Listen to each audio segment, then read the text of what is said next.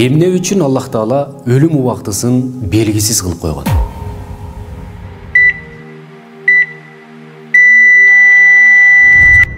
Өлүм убактысы кимге качан келерин эч ким билбейт.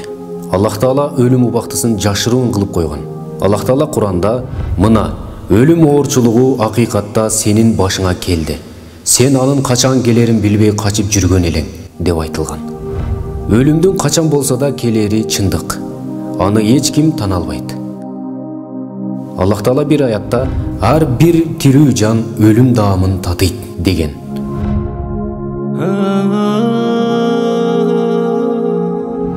Ошондой эле дагы бир аятта жер бетиндеги баардык нерсе жок болот. Бир гана улуулуктун ээси болгон Роббиңдин жүзү түбөлүк деп айтылган. Өлүмдүн келери анык болгону менен анын кайсыл убакта келери жашыруу. Мунун өзүнчө сырлары бар.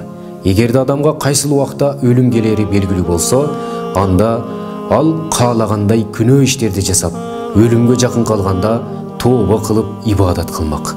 Адамдар өмүрүнүн баарын күнөө менен өткөрүп, тообаны, ибадатты акыркы күндөргө гана калтырмак. Адамдардын баары ушундай тартип менен жашаса, анда жашоо тартиби бузулуп, башаламандык өкүм сүрмөк. Өлүмдүн качан келерин билбеген адам аны ар бир мүнөт сайын күтүп, ага даярдануу менен жашоого тийиш. Ошондой эле адамдын өлүм убактысын билбегендиги анын жашоосунун тынч болуусуна шарт түзөт. Эгер өлүм убактысы белгилүү болсо, адамдар ага жакындаган сайын тынчсызданып, жашоосун толук кандуу өткөрө алмак эмес.